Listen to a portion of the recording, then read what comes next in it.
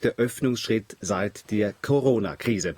Sie erinnern sich, die Schulen, die obligatorischen Schulen werden wieder eröffnet, Restaurants dürfen ihre Gäste bedienen, Museen werden wieder eröffnet, auch die Läden, die jetzt noch geschlossen sind, dürfen wieder Kunden empfangen und vor allem im Bereich der Gastronomie, der Restaurants, da wird es wahrscheinlich heute noch die ein oder anderen Präzisierungen geben, das auf jeden Fall erwarten wir. Ein Thema, das für Diskussionen in den letzten Wochen gesorgt hat, ist auch diese sogenannte Tracing-App. Die Tracing-App, die soll helfen, Ansteckungsketten zurückzuverfolgen, Ansteckungsketten zu unterbrechen.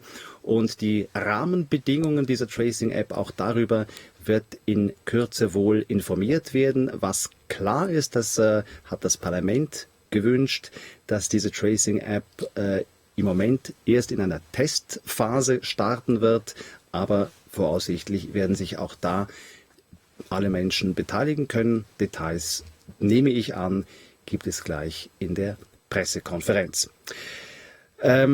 Ich habe das Stichwort Parlament genannt. Das Parlament hat sich diese Woche zurückgemeldet. Es gab eine außerordentliche Session. Es ist die erste Session gewesen nach Ausbruch der Corona-Krise und Nationalen Ständerat haben zuhanden des Bundesrats auch einige Forderungen verabschiedet. Das eine war eben, was ich gesagt habe, eine gesetzliche Grundlage für diese Tracing-App.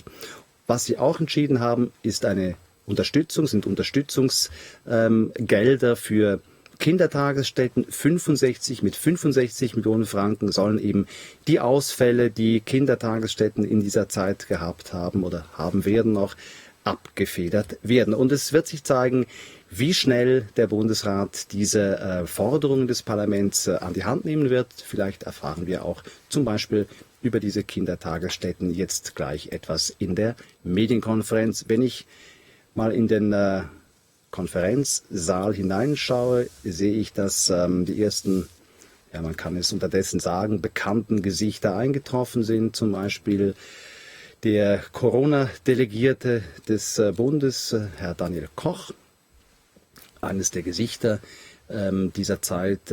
Man hat ihn immer wieder gesehen. Und auch die Kommunikationsleute von Bundesrat Berse, der jetzt in diesem Moment den Medienkonferenzsaal betritt, sind schon da.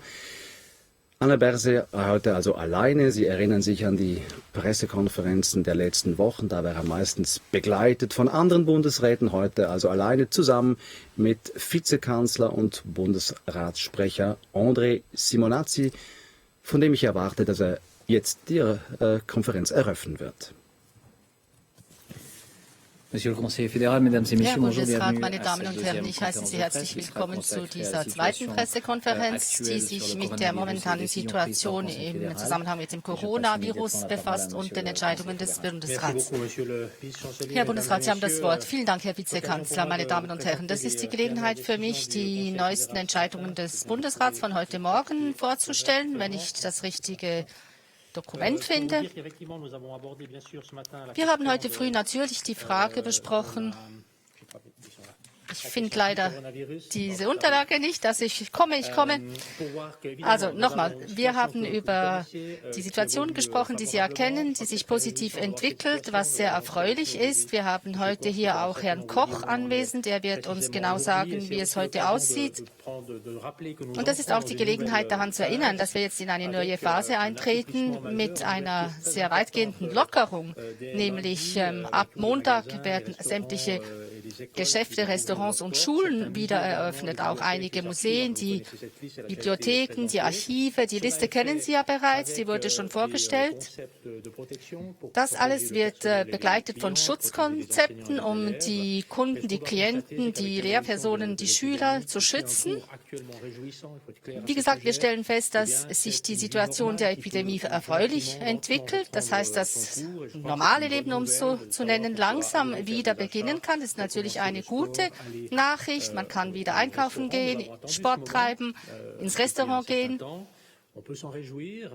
Darüber können wir uns natürlich freuen.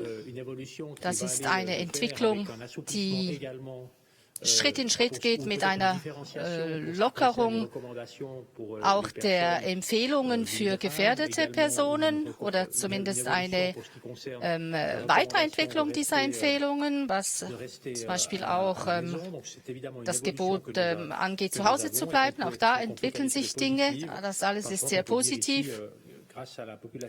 Und das natürlich alles dank der Bevölkerung, die sämtliche Regeln befolgt hat und sehr ausdauernd war. Aber man muss natürlich vorsichtig bleiben. Das Virus ist immer noch da, auch wenn es nur noch sehr wenige Fälle von Infizierten gibt. Wie gesagt, es gibt also positive Nachrichten, aber wir dürfen keineswegs vergessen, dass die Abstands- und Hygieneregeln weiterhin sehr, sehr wichtig bleiben, damit diese Rückkehr zur Normalität ein Erfolg wird. Ich habe auch von den gefährdeten Personen gesprochen. Das sind diejenigen, die Vorerkrankungen, schwerwiegende Vorerkrankungen haben, die Leute über 65. Und also die mit den Vorerkrankungen sind auch unter 65 betroffen, aber alle über 65 gehören zu den gefährdeten Personen. Bisher ist es uns gelungen, die Situation im Griff zu behalten. Wir alle wissen, wie wir uns schützen können, wie wir uns verhalten müssen. Wir sehen auch, wie sich die Epidemie entwickelt. Und das bedeutet jetzt, dass man das Verhalten jedes Einzelnen auch ein bisschen anpassen muss an diese Entwicklungen. Natürlich müssen die besonders gefährdeten Personen weiterhin geschützt werden. Trotzdem können sie auch das Haus verlassen, wenn sie die Abstands- und Hygieneregeln einhalten und nicht gerade in den Stoßzeiten unterwegs sind. Also wir müssen pragmatisch bleiben. Die Situation, wie gesagt, ist eher positiv. Die Situation, die wir heute haben, ist nicht vergleichbar mit derjenigen Mitte oder Ende Februar, als wir noch nichts über das Virus wussten, als wir keine Ahnung hatten, wie man sich schützen kann. Heute ist die Situation natürlich komplett anders. Diese Infektionswelle verschwindet langsam und wir können also mit Zuversicht in die Zukunft blicken, aber wir müssen pragmatisch bleiben. Das gilt natürlich auch für die isolierten Personen in den Heimen, in den Alters- und Pflegeheimen wurden die Leute isoliert. Und diesbezüglich gibt es auch neue Empfehlungen des Bundes. Und auch die Kantone haben begonnen, hier die Regeln ein bisschen zu lockern. Natürlich unter Wahrung von Vorsicht und Pragmatismus und unter Wahrung natürlich immer auch der Schutzregeln. Aber das liegt in der Zuständigkeit der Kantone. Heute früh hat der Bundesrat übrigens auch noch die Arbeiten des Parlaments zur Kenntnis genommen. Und was jetzt das EDI angeht, da wurden ja 2 Motionen vom Parlament verabschiedet, welche Folgen haben für unsere weiteren Arbeiten, nämlich diese Tracing-App, diese berühmte, einerseits und dann auch die Unterstützung für Krippen, für familienergänzende Betreuungseinrichtungen.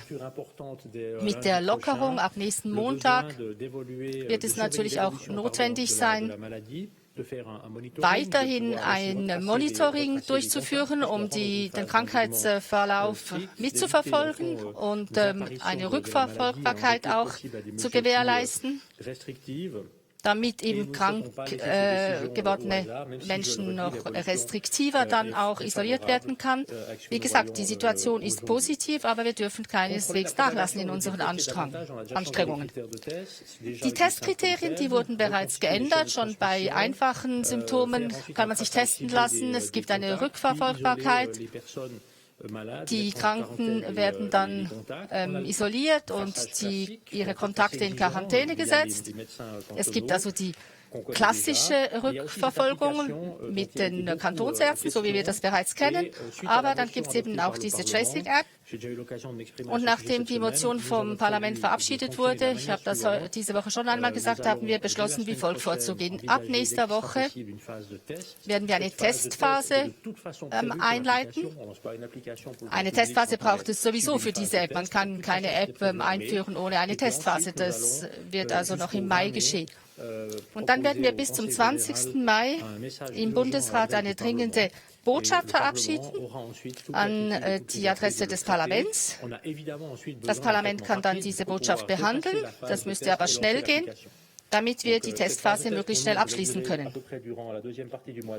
Wahrscheinlich wird diese Testphase bis Ende Mai dauern und dann sollte die App dann operationell werden. Das Parlament muss diese Botschaft behandeln, aber das kann sehr schnell gehen. 2 Tage sollten da genügen. Auf jeden Fall wird man alles daran setzen, dass diese Behandlung der Botschaft möglichst schnell vorgenommen wird, damit wir dann eben möglichst schnell nach der Testphase vorgehen können. Das Parlament hat diese Woche auch entschieden, dass der Bund die familienexterne Kinderbetreuung mit 65 Millionen Franken unterstützt. Das bedeutet jetzt, dass Kitas und Institutionen, die wegen der Krise in finanzielle Probleme geraten sind, müssen jetzt auch eine Unterstützung bekommen können. Und wir haben jetzt dafür eine Verordnung, die ist in der Vorbereitung und soll auch am 20. Mai im Bundesrat diskutiert werden. Es wäre hier eine Unterstützung vorgesehen für 6 Monate, das heißt auf 6 Monate begrenzt.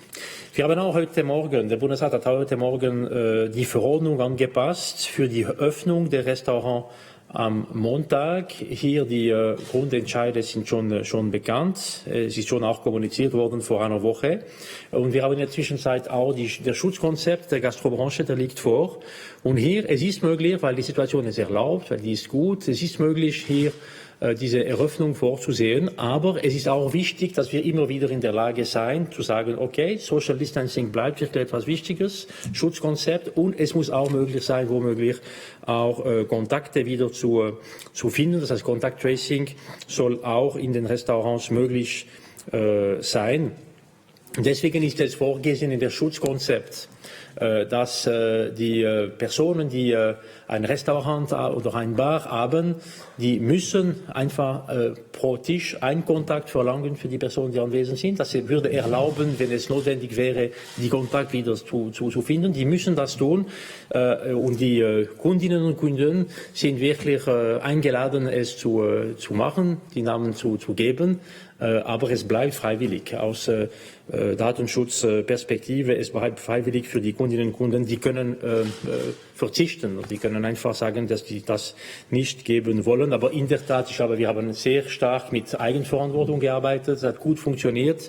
Sie haben gemerkt, meine Damen und Herren, der Bundesrat hat seit dem Anfang kein Verbot mal gemacht oder versucht, kein Verbot zu machen, die Personen direkt betreffen. Es gab zum Beispiel kein Ausgangsverbot. Es gibt auch keine Maskenpflicht. Und hier, es gibt auch die freiwillige Angabe für die Personen mitzumachen, damit es uns erlaubt, wirklich eine gute Situation zu haben. Es sind nur Empfehlungen und Appell und Einladungen, die wir hier tun, im Sinne der Eigenverantwortung für die Leute. Aber klar, sonst, es gab Verbote für die Gruppen oder für die Unternehmungen oder es gibt auch Pflichten, die auch jetzt in das Schutzkonzept vorgesehen sind. Und wir glauben, dass so es wird möglich, eine gute Situation zu haben. Voilà, kommen wir zum Schluss langsam. Wir haben am Montag einen wichtigen Schritt. Eine erste kleine Öffnung ist schon gemacht worden am 27. April. Wir haben eine, ich glaube, gute Entwicklung der Epidemie, eine gute Entwicklung, die uns erlaubt, einen wichtigen Schritt am Montag zu tun. Es wird ständig beobachtet, was es bedeutet für die nächsten Schritte. Wir haben auch immer gesagt, wir müssen ein bisschen beobachten, was es gilt. Haben wir auch andere Schritte, die dann vorgesehen sind. Und wir werden selbstverständlich, wie immer, mal die Situation beobachten. Man muss nicht vergessen, das Virus bestimmt das Tempo. Es war seit dem Anfang der Fall für die Schließung. Es ist auch der Fall für die Lockerung. Aber für die Lockerungen nicht nur das Virus bestimmt das Tempo, auch das Verhalten der Bevölkerung, wie die Leute auch die Maßnahmen umsetzen und auch respektieren diese Empfehlungen nach wie vor für Social Distancing und Hygieneempfehlungen. Wir können uns freuen. Ich glaube, dass was kommt jetzt, ist eine erfreuliche Phase gegenüber was wir seit Mitte März gekannt haben. Aber wir müssen auch vorsichtig bleiben. Wir haben auch gelernt, ich glaube in der Zwischenzeit, wie wir mit dem Virus leben können. Wir haben jetzt eine Rückkehr zur Normalität, aber eine Art neue Normalität, wenn ich das so sagen darf, wo wir nach wie vor auch vorsichtig sein müssen. aber wo wir auch alle jetzt wissen, wie wir uns mit dieser Situation verhalten können. Voilà, c'était les éléments que je souhaitais vous communiquer. Gut, das war es, was ich Ihnen mitteilen wollte, meine Damen und Herren, und ich stehe Ihnen zur Verfügung für Ihre Fragen. Vielen Dank, Herr Bundesrat. Wir öffnen jetzt die Diskussion. Wer möchte das Wort? Bitte schön. Ja, ich habe zwei Fragen. Erste Frage, ab wann wird es möglich sein, diese App herunterzuladen? Und zweite Frage, wie verläuft diese Testphase? Werden alle Bürger diesen Test machen oder sind das gewisse Gruppen oder die Armee? Also das sind wir noch am Vorbereiten. Diese Testphase wird in Kraft treten, sobald wir diese Verordnung gemacht haben. Ich glaube, das wird nächste Woche der Fall sein, nächsten Mittwoch. Die Idee ist, dass wir keine Testphase haben für die gesamte Bevölkerung, sondern diese Testphase wird auf gewisse Gruppen beschränkt sein. Und wir werden die App also nicht für alle öffnen, bevor nicht alle Fragen beantwortet sind, die auch das Parlament beispielsweise gestellt hat. Also kann ein Arbeitgeber beispielsweise die Arbeitnehmer zwingen, diese App herunterzuladen. Wie ist es in den Restaurants? Also alle diese Fragen müssen beantwortet sein, bevor wir diese App dann für die breite Öffentlichkeit freigeben. Und das muss auch vom Parlament noch so genehmigt werden. Die Testphase dient dazu, die App zu testen. Die wird also nicht breit gestreut werden und sie wird beschränkt sein auf gewisse Bevölkerungsgruppen. Und die Lancierung wird dann erfolgen, sobald das Parlament grünes Licht gibt. Also wir möchten, dass das so schnell wie möglich vor sich geht. Das Parlament kann entweder Ende Mai entscheiden in den parlamentarischen Kommissionen oder spätestens in der Sommersession im Juni, wenn das Parlament natürlich will. Aber ich glaube, das Parlament möchte eine solche App haben. Herr Wack. Diese Verordnung für diese Testphase, ist das wieder eine Notverordnung oder stützt sich die aufs Datenschutzgesetz oder ein anderes Gesetz? Ich glaube, es ist noch in der Bearbeitung, was wir hier vorsehen. Es gibt unterschiedliche Varianten, die vorgesehen worden sind, aber in der Tat, es spielt keine große Rolle. Am Ende es ist auch mit dem Parlament diskutiert worden. Das Parlament hat zur Kenntnis genommen, dass wir auch eine Testphase von 2 Wochen machen werden. Ich glaube, es gibt unterschiedliche Möglichkeiten, um diese Testen zu machen. Monsieur Fellmann.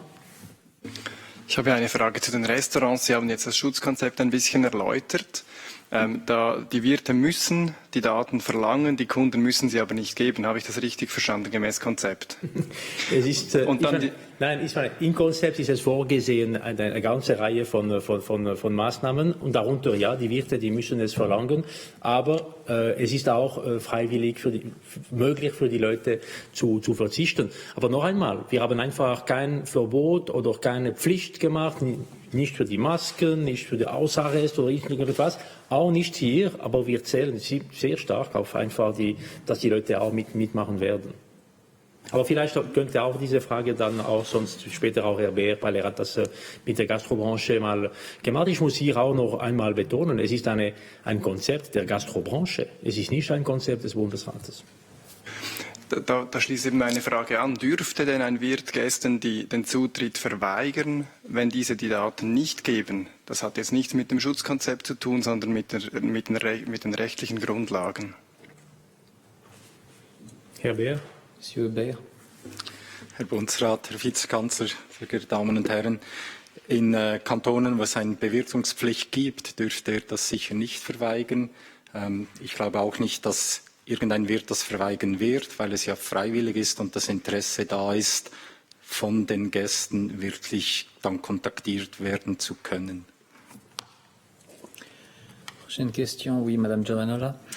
Für die Personen, die älter sind als 65, Sie haben ja gesagt, wir kehren jetzt langsam zur Normalität zurück. Und für mich ist es nicht ganz klar, wie es sich verhält für die über 65-Jährigen, die verletzlichen Personen.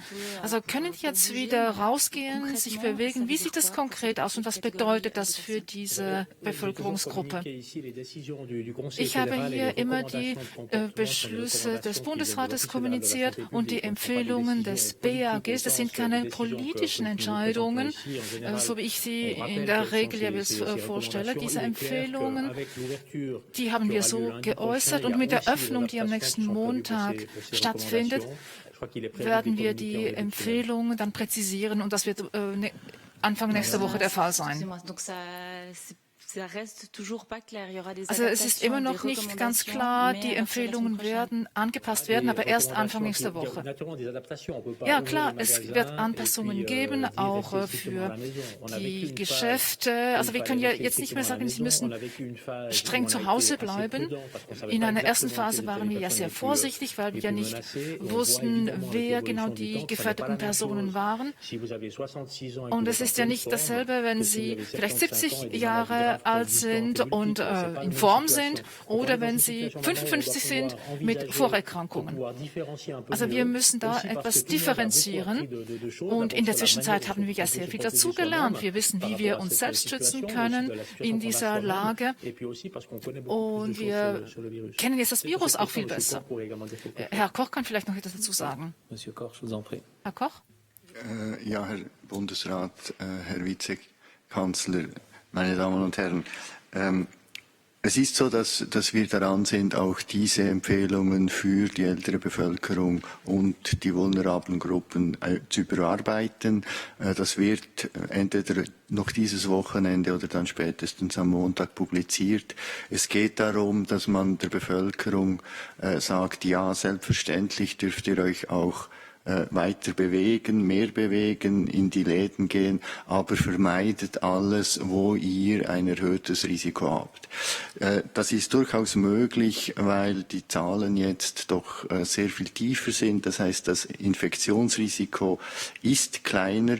Nichtsdestotrotz sollen natürlich alle vorsichtig sein und die Verantwortung wahrnehmen, die sie betrifft. Man muss vielleicht da erwähnen, dass die wichtigste Verantwortung jetzt für die Leute ist, die irgendwelche Symptome haben. Wenn sie irgendwelche Symptome haben, Erkältungssymptome, die auf eine Infektion hinweisen könnten, dann sind sie wirklich gebeten, beim Hausarzt sich zu melden, damit die Tests durchgeführt werden können. Weil wir jetzt in der Phase sind, wo wir jeden einzelnen Fall erfassen möchten und dann die Kontaktpersonen auch erfassen möchten und die dann in Quarantäne sein. Wenn das gelingt, und da ist natürlich Mithilfe und Mitarbeit sehr gefragt, wenn das gelingt, dann werden die Fallzahlen noch weiter sinken. Wir sind jetzt deutlich unter 100, sie können noch viel weiter sinken. Prochaine question, Madame Gillot. Oui, par rapport au restaurant, encore une petite Zu den Restaurants kann also jedes Restaurant selbst entscheiden, wie es vorgehen wird, betreffend die Personendaten. Also müssen sie aktiv fragen und die Kunden können sagen ja oder nein. Also kann da jeder selbst entscheiden oder gibt es doch gewisse Regeln? Herr Berg kann das vielleicht auch noch präzisieren. Also ich möchte nochmals betonen, das ist ein Branchenkonzept, das hat nicht der Bundesrat erarbeitet, sondern es hat die Branche erarbeitet für die Öffnung ab Montag. Aber wir möchten natürlich eine Rückverfolgung sicherstellen, damit wir eine Infektionskette wiederherstellen können, sollte das der Fall sein. Und dieses Schutzkonzept, das da vorgestellt wurde, sieht auch vor, dass ein Formular ausgefüllt werden soll. Also klar, auch hier wieder, wenn Sie vielleicht nur einen Kaffee trinken, ist das nicht unbedingt nötig, aber es ist auch nicht der Sinn, dass man hier eine lückenlose Liste hat von allen Gästen, die in einem Restaurant waren, aber wichtig ist, dass man die Leute kontaktieren kann, sollte es trotzdem einen Infektionsfall geben, damit man die dann kontaktieren kann. Das ist es, was uns noch eine Weile begleiten bleiben wird, dieses Tracking. Und zwar so lange, wie eben die Gefahr besteht, dass es zu einem Rebounding kommt, zu einem Neuaufflammen des Virus. Das ist auch die Phase, die wir zwischen März, April gehabt haben. Das war eine einmalige Phase. Wir waren hier mit einer ersten Welle konfrontiert. Wir wussten nicht so richtig, wie wir reagieren sollten. Jetzt kennen wir das Virus ein bisschen. Oh, und wir hoffen natürlich nicht, dass es zu einer zweiten Welle kommen wird.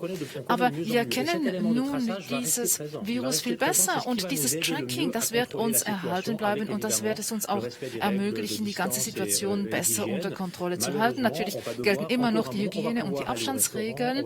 Aber Sie werden ins Restaurant gehen können, Sie werden ausgehen können, in die Läden gehen, einkaufen können.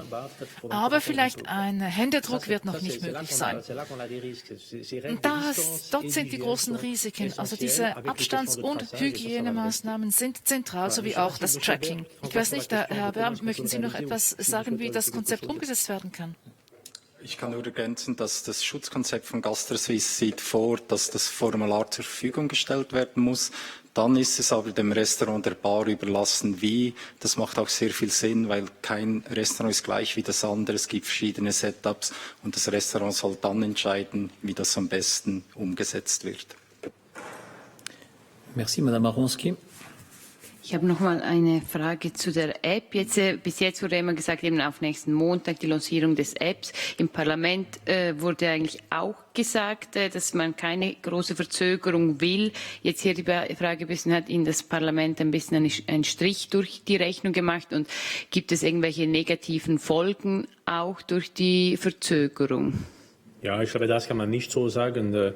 Weil es gibt negativen Folgen. Es ist wirklich eine zusätzliche große Arbeit für die Verwaltung, die einfach jetzt nicht mehr eine Verordnung, aber eine dringliche Botschaft vorbereiten muss. Es lässt sich aber organisieren. Das ist wirklich die größte Differenz. Testphase, es hätte sowieso eine Testphase gegeben und wir starten sie so früh wie möglich. Es wird nächste Woche der Fall sein. Offen wie, aber wir sind auch da in Ungewissheit. Es muss einfach bereit sein. Das ist ein Moment, wo wir es lancieren können. Und diese Testphase hätte sowieso im Mai stattfinden müssen und dann die breite Lancierung einer App. Und jetzt, was macht es als Differenz, wenn das Parlament das auch machen will?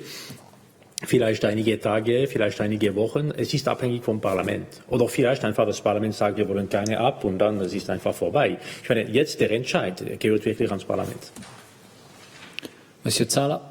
Wenn man sich die Version vom 6. Mai ansieht, von letztem Mittwoch, was das Konzept der Gastronomie angeht, da heißt es, der Betrieb erfasst die Kontaktdaten. Jetzt gab es aber eine Änderung offensichtlich. Jetzt ist es freiwillig. Wer hat hier Einfluss ausgeübt? Ist es vielleicht der Datenschützer, der gesagt hat, so geht das nicht? Warum hat sich das geändert?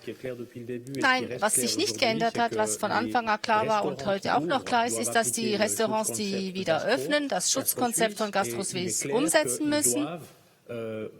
Und es ist auch klar, dass sie die Daten erheben müssen.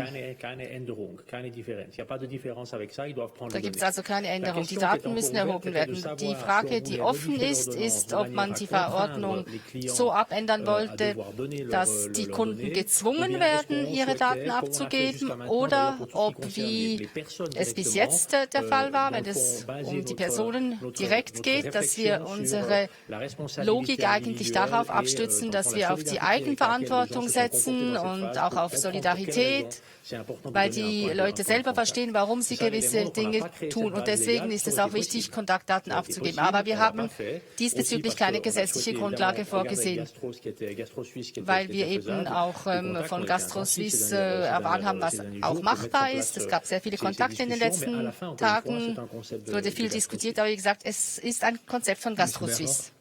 Herr Berlocher.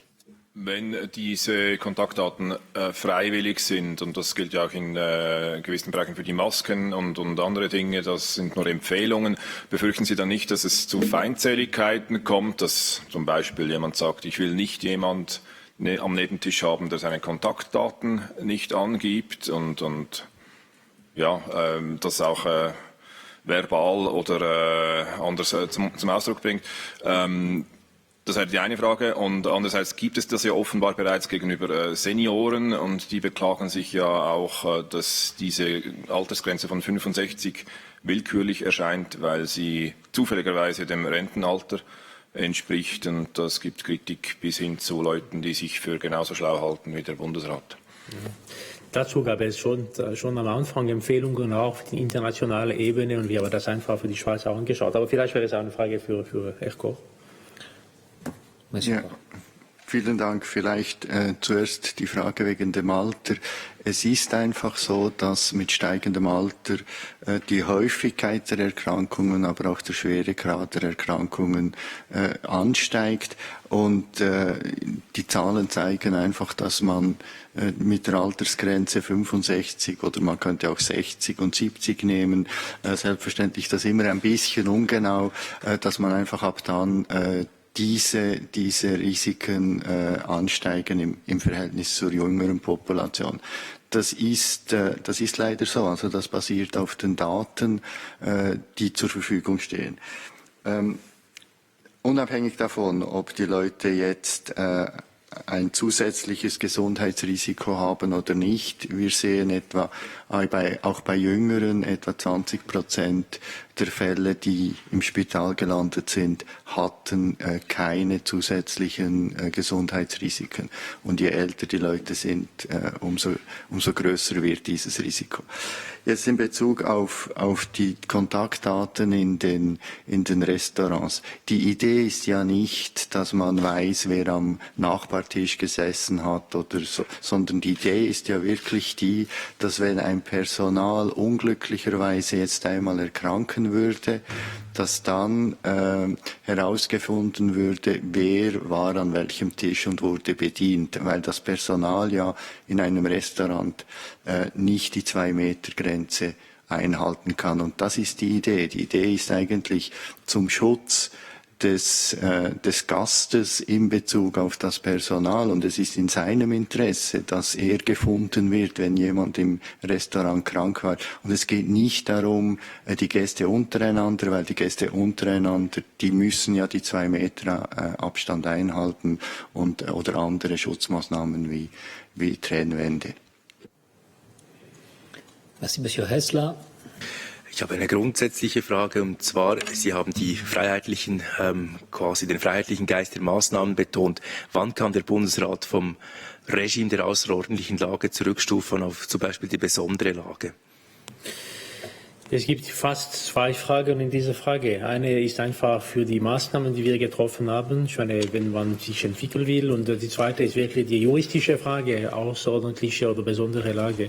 Ich habe schon mehrmals betont, dass für die epidemiologische Seite, wir brauchen die außerordentliche Lage nicht. Wir können fast alle diese Maßnahmen, oder ich würde sagen, alle diese Maßnahmen aufgrund der Epidemiengesetz und besondere Lage problemlos auch machen. Aber da es gab die Notwendigkeit, im März und im April andere Maßnahmen zu treffen, zum Beispiel diese Verordnung, um die Wirtschaft zu unterstützen, Selbstständigen, oder die Verordnung, um die Beschaffungsstelle zu installieren. Das wäre nicht möglich aufgrund des Epidemiengesetzes. Und dafür braucht es auch eine Überführung in ordentlichen Recht oder in normale Verfahren, wenn ich das so sagen darf.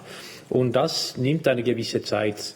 Ich meine, am Ende, es muss einfach sicher sein, dass es gibt keine Unterbrüche, wo wir es keine wollen, oder? Das ist die Frage. Man muss einfach das organisieren, auch mit dem Parlament, dass die Überführung möglich sei, ohne dass wir einfach ein Leer irgendwie, ein unerwünschtes Leer irgendwo hätten.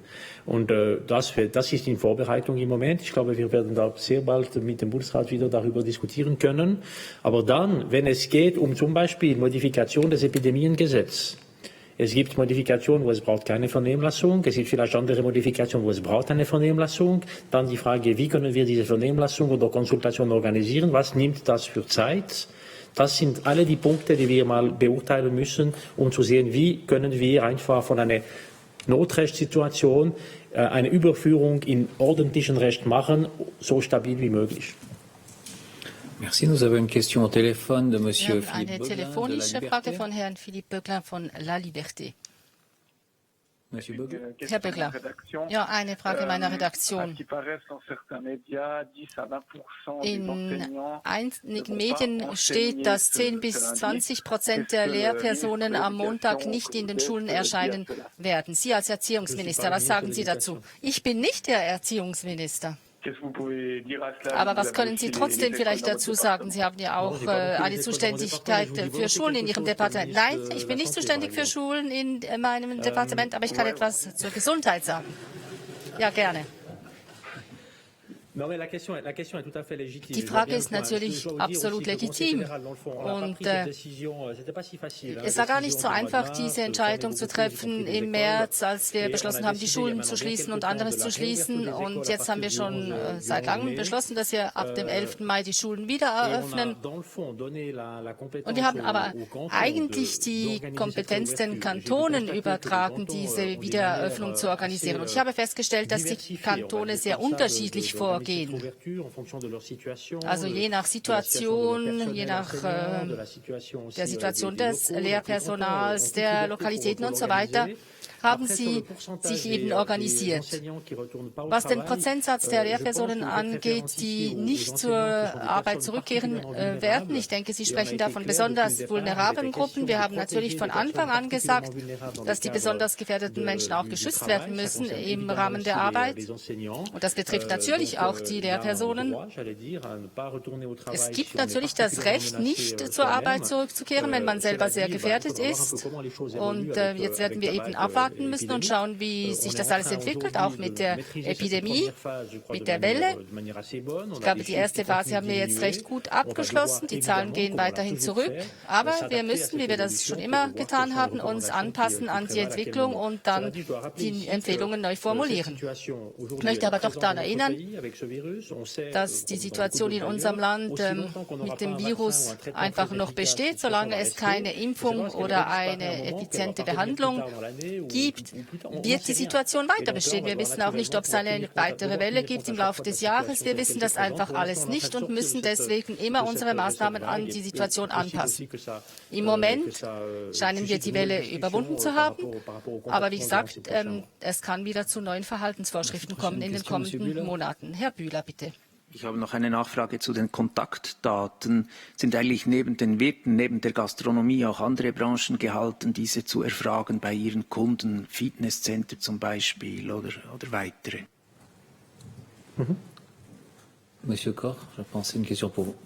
Ja, auch da ist es eigentlich eine Frage der Schutzkonzepte, die die Einzelnen haben. Aber in den meisten Fitnesszentren ist ja der Kunde bekannt, weil er ja meistens dann auch etwas bezahlt. Und es ist ja nicht wirklich ein Walk-in.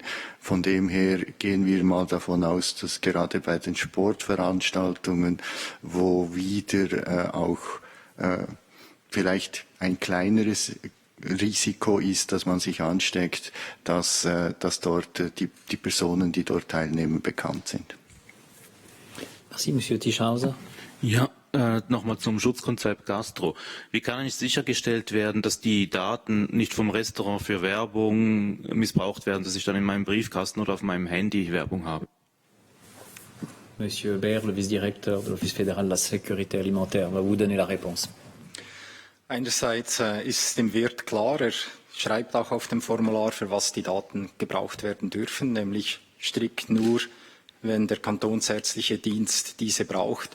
Und andererseits, und das steht auch im Konzept, werden die Daten nach 2 Wochen vernichtet. Das stellt das sicher. Ob es eingehalten wird, das ist die gleiche Frage, wie wenn Sie Ihre Reservation angeben bei einem Restaurant. Dort hinterlassen Sie auch den Namen und die Telefonnummer und werden vermutlich auch keine Werbung kriegen. Madame Maronski. Ich habe eine Frage noch zu den Kitas. Jetzt steht hier auch in der Medienmitteilung, dass die Kantone entschädigen die Institution für entgangene Betreuungsbeiträge der Eltern. Jetzt war das in den verschiedenen Kantonen sehr unterschiedlich. Auch gewisse Eltern haben weiter die Beiträge bezahlt, obwohl sie die Kinder nicht geschickt haben. Andere haben mal gewartet mit Beiträge zahlen. Wie ist es, dass die bis jetzt bezahlt haben, bekommen die Geld zurück oder wie ist das geregelt? Es ist nicht zentralistisch geregelt. Es ist wirklich eine Unterstützung für diese Situation, aber das wird im engen Kontakt mit der Kantone gemacht und es wird auch erlauben, Rechnung tragen zu können von den unterschiedlichen Situationen der Kantone. Merci, Madame Gillot. Vous avez peut-être vu la semaine dernière ces Sie images de haben vielleicht letzte Woche die Bilder gesehen von den Personen, die angestanden sind, um Lebensmitteltüten zu erhalten. Das war in Genf. Es gab dann auch politische Aufrufe zugunsten von Personen, die sich in einer sehr prekären Lage befinden. Haben Sie auch beispielsweise sich bereits Gedanken gemacht, wie es sich mit Personen mit einer B-Bewilligung verhält? Haben die ebenfalls Unterstützung zugute? Ja, wir haben diese Bilder gesehen. Wir haben darüber aber noch nicht diskutiert. Aber es ist typisch für die heutige Lage. Natürlich hat das Ganze Auswirkungen auf die Gesundheit, das Sozialwesen. Wir wissen, dass insbesondere solche Personen nicht immer gearbeitet haben oder nicht in regulären Strukturen gearbeitet haben und die jetzt natürlich ohne nichts dastehen. Das ist ebenfalls eine Realität in unserem Land. Wir dürfen die Augen nicht davor verschließen, aber das sind ganz heikle, sensible Fragen. Wichtig ist es, dass wir Organisationen haben, die vor Ort sind, die die Lage einschätzen können und die so schnell wie möglich reagieren können. Und das ist ebenfalls die Rolle der Kantone, der Gemeinde, obwohl wir auf Bundesebene ein Programm haben für die Armutsbekämpfung. Dieses Programm ist eigentlich eher ein Koordinationsprogramm. Jetzt, da die Isolation und Quarantäne behördlich verordnet durch die Kantonsärzte ein wichtigeres Element werden könnte, prüfen Sie allenfalls da eine Lohnfortzahlung über die EO laufen zu lassen, statt wie bisher das einfach über Krankschreiben oder Kurzarbeit zu regeln? Ich glaube, mir zu erinnern, dass es ist in der Verordnung schon so geregelt, wenn es gibt eine angeordnete Quarantäne, es gibt bis 10 Tage EO, die auch vorgesehen sind für die betroffenen Personen. Das ist auch somit so gedeckt. Oder vielleicht Korkende, ist schon so, okay. Monsieur Drey aussi. Oui, serait-il possible d'être un peu plus précis sur les groupes de personnes qui ont testé l'application? Serait-il un échantillon etwas näher präzisieren können, welche Gruppe an diesen Tracking-Tests mitmachen kann? Ich habe die Einzelheiten nicht bei mir, aber ich glaube, dass Gruppen innerhalb der Armee vorgesehen sind oder auch von der Bevölkerung gewisse Gruppen, die nicht unbedingt in einem Arbeitgeber-Arbeitnehmer-Verhältnis stehen. Also wir versuchen wirklich gewisse Dinge sicherzustellen. Am wichtigsten während dieser Testphase ist nicht, dass so viele Personen wie möglich diese App herunterladen, sondern dass die Personen, die die App dann nutzen, sie wirklich auf Herz und Nieren prüfen. Klar, die Hacker-Community wird sich dann natürlich auch für diese App interessieren und irgendwo einen Schlupfloch suchen. Aber wir haben da ebenfalls versucht, mit der Dezentralisierung der Daten gewisse Vorkehrungen zu treffen. Anschließend an die Frage des Kollegen vorhin mit dem Fortzahlen des Lohns. Wenn jetzt die App einer Person eine Warnung schickt und sagt, du musst in Quarantäne geben, weil du Kontakt hattest, was ist da Ihre Meinung? Wer soll das dann zahlen, den Lohn?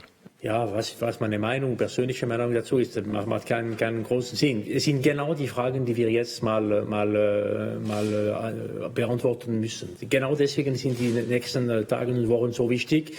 Und ich glaube, mal jetzt hier sagen zu können, es ist nicht nur eine Frage, die der Bundesrat beantworten wird, aber vor allem das Parlament, weil das wird schon eine Diskussion genau zu solchen Punkten im Parlament.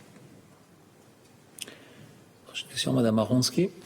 In den letzten Tagen oder letzte Woche gab es immer wieder Versuche von politischen Kleindemos, Meinungsäußerungen im öffentlichen Raum politischen. Gibt es da, ist ein Schutzkonzept in Arbeit zum Beispiel, damit politische Demonstrationen, auch wenn es eben zum Beispiel das Beispiel von einer Mini-Klimademo von Einzelpersonen, dass irgend sowas wieder möglich ist in nächster Zeit? Ist da etwas in Arbeit? Was im Moment gilt, ist klar, ist ein Ansammlungsverbot und Veranstaltungsverbot. Das ist sehr klar. Es gilt seit Mitte März und es gilt nach wie vor. Das heißt im Moment, es gibt kein Schutzkonzept, weil es ist verboten. Ziemlich einfach. Und wenn es stattfindet, es ist einfach nicht in Konformität mit der Verordnung. Viel mehr gibt es nicht zu sagen. Aber jetzt, da die Entwicklung der Epidemie gut ist, es ist sehr klar, dass wir werden auch diese Fragen auch wieder mal nehmen müssen, sehr bald. Was es bedeutet für Ansammlung, was bedeutet für Kleinveranstaltungen. Das Wichtigste ist einfach, dass man das Tracing machen kann. Und das wird eine nächste Überlegung schon sein, überall dort, wo wirklich es möglich ist, mit einer hohen Wahrscheinlichkeit zu finden, wer mit wem in Kontakt war. Das ist zentral. Das können wir auch mal wieder, sehr bald wieder diskutieren. Und das ist auch so vorgesehen. Und dann es würde erlauben, dass diese Lockerungen auch in diese Richtung gehen. Monsieur Grosjean. Une question personnelle. Eine persönliche Frage. La semaine prochaine, vous avez prévu Haben Sie vor, nächste Woche ins Restaurant zu gehen? Beruflich oder auch mit der Familie? Nein, das ist nicht vorgesehen. Zumindest habe ich das nicht organisiert. Aber ich hätte kein Problem damit, das zu machen, wenn es sich ergeben sollte. Aber ich hatte keine Zeit, mich darum zu kümmern. Mein Programm ist schon genügend voll angesichts der Woche, die uns erwartet. Aber es wäre eine Möglichkeit. Gibt es noch weitere Fragen? Frau Maronski. Noch eine letzte Frage zu den Altersheimen, möglichen Besuchen oder eben noch, bis jetzt immer noch unmöglich. Jetzt gibt es da irgendwann neuere Empfehlungen, wie man das handhaben kann? Ist da etwas im Plan, dass man sagen kann, auf gewisse Art und Weise ist das wieder möglich? Ja, in der Tat, das ist eine sehr wichtige Frage und wir haben da die Empfehlungen revidiert. Herr Korb wird sicher dazu etwas sagen können. Ich glaube, es ist schon revidiert. Und die Kantone sind aber zuständig. Es ist nicht der Bund, der sagt, was ist erlaubt oder nicht erlaubt. In der ersten Phase war ziemlich restriktiv, ich glaube auch zu Recht, aber jetzt, es ist auch schwierig für die betroffenen Personen. Es war uns auch ein Anliegen, so rasch wie möglich es lockern zu können. Vielleicht Herr Korb dazu. Ja, auch diese Empfehlungen wurden revidiert. Sie werden dieses Wochenende oder spätestens Montag publiziert. Monsieur Feldmann. Noch eine Frage an Herrn Koch im Zusammenhang mit dem Schulstart. Man hatte den Kantonen empfohlen, auf Schulausflüge etc. zu verzichten. Ist es aber auch so, dass das Versammlungsverbot für Kinder außerhalb des Schulgeländes gilt? Also dürfen die nicht mit Gruppen größer als 4 Kinder raus, auch Kitas zum Beispiel? Das ist eine gute Frage. Man kann natürlich immer überall so Detailfragen finden, die dann schwierig zu beantworten sind. Bei den Schulen ist es so, wenn es natürlich im ordentlichen Schulbetrieb ist, dann dürfen die selbstverständlich wie im ordentlichen Schulbetrieb sich in größeren Gruppen aufhalten. Es ist einfach eine Empfehlung, dass man jetzt nicht gerade die üblichen Schulausflüge aufs Rütli organisiert, weil das wäre dann doch eher im Bereich des Tourismus anzusiedeln. Y a-t-il encore des questions? Gibt es noch weitere Fragen? Wenn das nicht der Fall ist, dann würden wir diese Medienkonferenz beschließen. Ich danke Ihnen und wünsche allen ein schönes Wochenende. Ja, das war diese bisher deutlich kürzere Medienkonferenz im Vergleich zu diesen Medienkonferenzen der letzten Woche. Hat damit zu tun, dass die ganz große News heute nicht bekannt wurde. Viel von dem, was jetzt gerade besprochen wurde, war im Ungefähren schon bekannt. Das könnte auch ein Hinweis auf diesem Weg sein, dass eine Bewegung Richtung Normalität sich im Moment abspielt. Vielleicht trotzdem ein paar Sachen, die neu sind. Die App, man hat bisher immer davon gesprochen, dass die am Montag eigentlich schon eingesetzt werden könnte, diese Tracing-App als Begleitmaßnahme zu der großen Lockerung. Dem ist nicht so.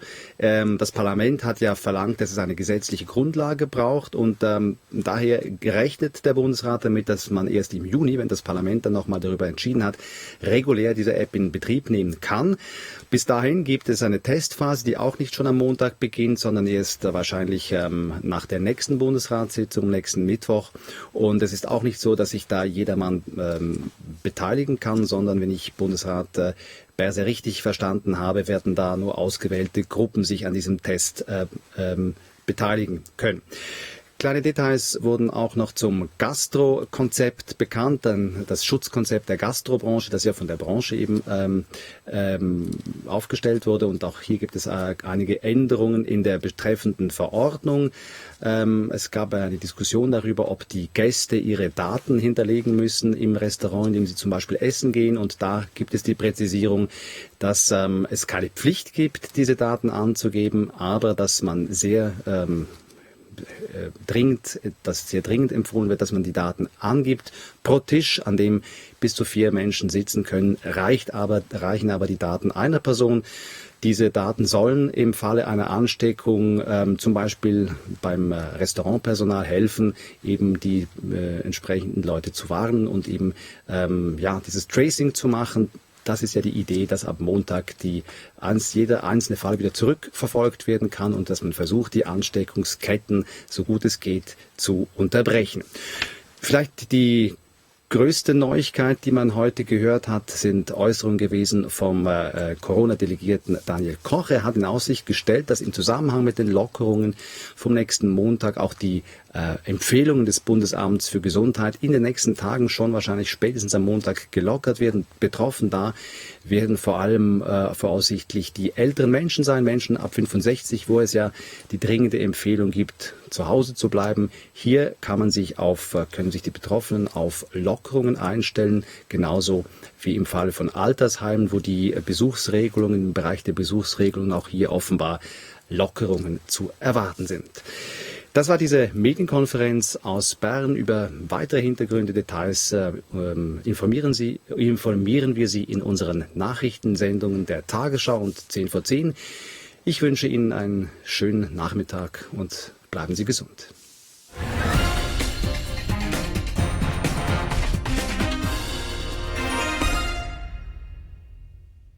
Unendliche Weiten. Astrophysikerinnen vermessen das Weltall. Ihr Ziel? Eine gigantische Karte unseres Kosmos. Wir kennen heute 1% des Universums, 1/100 seines Volumens. So haben Sie das Universum noch nie gesehen. Einstein, Donnerstag, 21:05 Uhr, SRF.